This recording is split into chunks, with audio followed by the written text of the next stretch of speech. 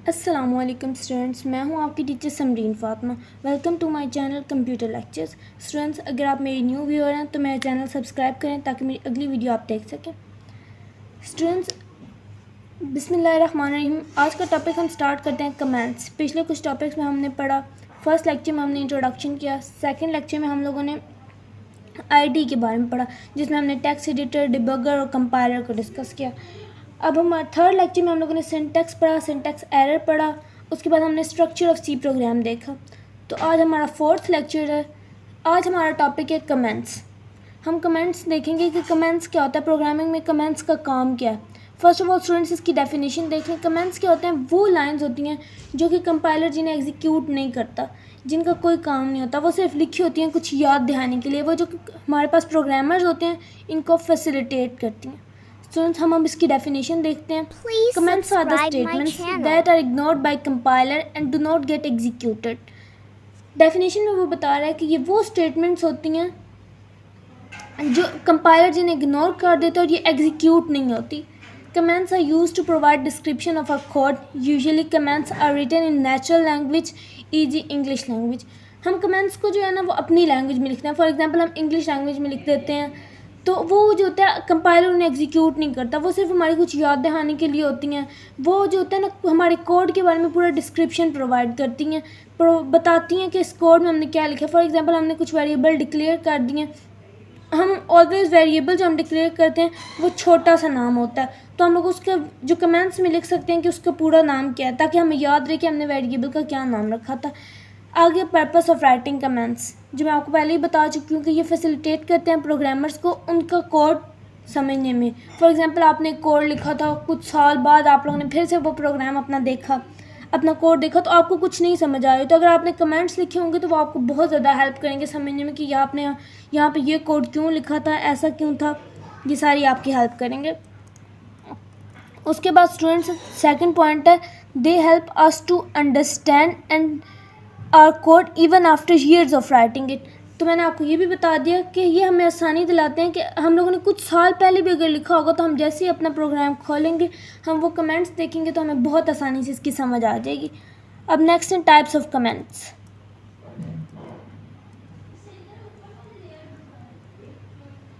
ये आगे हमारे पास types of comments. Students, there are two types of comments, multi line comments और सिंगल लाइन कमेंट्स। पहले हम सिंगल लाइन कमेंट का डिस्कस करते हैं। यहाँ पे हम डबल बैक स्लैश लगाते हैं। सिंगल लाइन कमेंट में डबल बैक स्लैश लगाते हैं और ये एक ही लाइन पे कमेंट होता है। The double slash is used as single line comment. Single line comment start with double slash. Anything after double slash on the same line is considered as comment. ये हमेशा सेम लाइन पे होगा, सिर्फ एक line का comment होगा। For example नीचे example दी हुई है, डबल स्लैश लगा के program from adding two numbers. अभी उसको कोई डिस्क्रिप्शन दी गई है। अब हम एक प्रोग्राम भी बनाएंगे जिसमें हम कमेंट्स यूज़ करेंगे तो आपको ज़्यादा क्लियर हो जाएगा। स्टूडेंट्स, ये एग्जांपल देखें, उन लोगों ने डबल स्लैश लगाया और उसे एक ही लाइन में कंप्लीट किया है। उसको एक ही लाइन में कंप्लीट करने का मतलब है कि उसे सिर्फ एक लाइन में लिखा है। उसको अगर हम नेक्स्ट लाइन में कोई भी लिखते हैं तो वो हमारे पास कमेंट कंसीडर नहीं होगा सिंगल लाइन कमेंट में। अब मल्टी लाइन कमेंट देखें। मल्टी लाइन कमेंट स्टार्ट होता है बैक स्लैश और उसके बाद एक स्टैटिक से, और एंड होता है पहले स्टैटिक उसके बाद बैक स्लैश। कोई भी चीज़ इनके दरमियान मल्टीपल लाइंस में होगी तो वो कमेंट कंसीडर की जाएगी। मल्टीपल लाइंस हमें इसके नाम से ही पता चल जाता है कि हम लोगों ने बहुत ज़्यादा लाइंस में कमेंट लिखना हो तो हम लोग ये यूज़ करेंगे। अगर एक लाइन का कमेंट है तो फिर हम डबल बैक स्लैश लगा के उसी लाइन पे ख़त्म कर देंगे, और इसके एंडिंग पे डबल स्लैश नहीं लगानी, इसके सिर्फ स्टार्टिंग पे आएगी। और जब मल्टीपल लाइन कमेंट लिखेंगे तब पहले बैक स्लैश स्टैटिक, और जब एंड कर लेंगे लिख लेंगे तब स्टैटिक और फिर बैक स्लैश। अब अपना कमेंट देखें, वो कहते हैं पहले वो उन लोगों ने क्या एक्सप्लेन किया हुआ, आगे लिखा हुआ द बैक स्लैश स्टैटिक, उसमें मतलब कि बताया हुआ इसके यूज़ किया जाता है, is use for multiple line comment. Multi line comment start with back slash asterisk and end at asterisk back slash. Anything between and is considered is a comment even on multiple lines. इसके दरमियान कोई भी चीज़ होगी तो हम उसे multiple line comment consider करेंगे। आगे उसने एक एग्जांपल दिया पंजाब कॉलेज ऑफ लाहौर, तो देखिए ये डबल लाइंस में लिखा हुआ है, इसका स्टार्टिंग पे भी बैक स्लैश और स्टैटिक है, लास्ट पे भी स्टैटिक और बैक स्लैश है।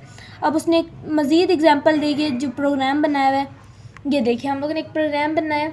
मैंने कल आपको बताया था कि स्ट्रक्चर में सबसे पहले हैश इंक्लूड stdio.h कमेंट जब आप लोगों ने बेटा लिखने आना तो वो आप हैश इंक्लूड से पहले भी लिख सकते हैं, वो उसका कोई इशू नहीं होगा। मगर जब आप लोगों ने कुछ स्टेटमेंट्स लिखी हैं जिन्हें कंपाइलर ने एग्जीक्यूट करना है तो वो फिर मेन सेक्शन की बॉडी के दरमियान ही होंगी। ठीक है, कमेंट्स आप हैश इंक्लूड से पहले लिख सकते हैं, हैश इंक्लूड के बाद लिख सकते हैं, मेन सेक्शन के बाद लिख सकते हैं, मेन सेक्शन की बॉडी के अंदर लिख सकते हैं। कमेंट्स आप कहीं लिख सकते हैं क्योंकि उससे कंपाइलर ने इग्नोर कर देना, कंपाइलर के लिए वो कुछ भी नहीं है। तो इसी तरह हम लोग देखेंगे एग्जाम्पल उन्होंने क्या दिखाई, हैश इंक्लूड stdio.h, उसके बाद उन लोगों ने एक कमेंट लगाया single line comment, the programmer display PCL। अब प्रोग्राम ने क्या, वो उन लोगों ने इस लाइन ने हमें बताया कि प्रोग्राम जो है वो डिस्प्ले करेगा PCL, मतलब कि हमारे पास प्रिंट का फंक्शन लग रहा है। आगे उसने वर्ड मेन लिख दिया, फिर स्टैटिक मेन सेक्शन लगा दिया फ्रॉम हेयर। अब उसने मल्टीपल लाइन कमेंट यूज़ किया।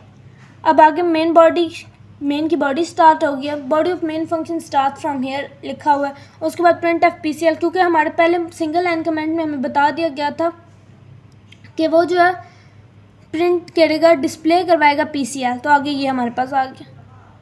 स्टूडेंट्स हमारे कमेंट्स का टॉपिक ख़त्म होता है। अब नेक्स्ट टॉपिक आ जाता है करेक्टर्स। आज हम लोगों ने पढ़ने कमेंट्स हम लोगों ने पढ़ लिए। कमेंट्स का एक बार रिव्यू ले लेते हैं। कमेंट्स जो होते हैं वो कंपाइलर एग्जीक्यूट नहीं करता, वो सिर्फ हमारी याद दहानी के लिए होते हैं। मतलब कि जो प्रोग्रामर्स होते हैं वो अपने लिए एक डिस्क्रिप्शन लिख लेते हैं कोड की, उन्हें कोड की डिस्क्रिप्शन मिल जाती है। फिर even after years of writing it, जब भी वो देखते हैं ईयर्स के बाद, काफ़ी अरसे के बाद जब भी वो देखेंगे तो उन्हें बहुत ज़्यादा आसानी होगी उसे पढ़ने में, उसको समझने में। और दूसरा इंसान जैसे अगर वो अपना सोर्स कोड दे रहे हैं, वो देख रहे हैं, तो उसे भी समझ आएगी कि ये कोड यहाँ पे क्यों लिखा गया। वो डिस्क्रिप्शन दे देगा कमेंट, वो सिंगल लाइन हो सकता है, वो मल्टी लाइन हो सकता है। सिंगल लाइन के लिए हम डबल स्लैश यूज़ कर रहे हैं, उसका एंडिंग में डबल स्लैश कोई नहीं आएगा। और मल्टीपल लाइन के लिए हम लोगों ने पहले बैक स्लैश लगानी है, फिर स्टैटिक, फिर आगे कमेंट लिखना है, फिर लास्ट पे स्टैटिक और बैक स्लैश। अब हमारे पास नेक्स्ट टॉपिक आ गया करेक्टर्स का।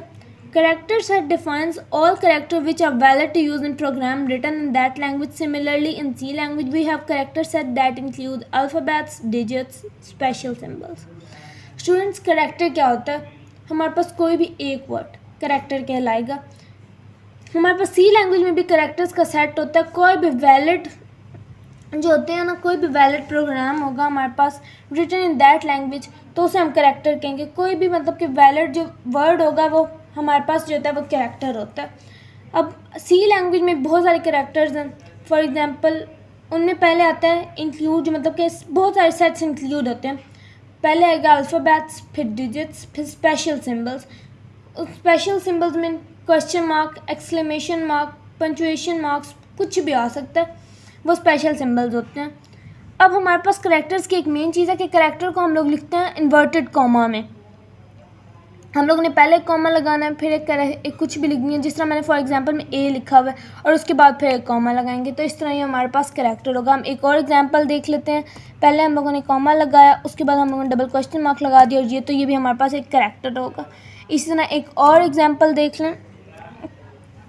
हम लोगों ने कॉमा लगाया, फिर लिख दिया 1, और फिर एक और कॉमा लगा दिया, तो ये भी हमारे पास कैरेक्टर है। स्टूडेंट्स, आज का हमारा टॉपिक बस यही था। हम लोगों ने कैरेक्टर्स को डिस्कस किया, कमेंट्स को डिस्कस किया। आपका कोई भी क्वेश्चन आप कमेंट सेक्शन में और मुझे व्हाट्सएप पे कांटेक्ट करके पूछ सकते हैं। Thank you so much for watching.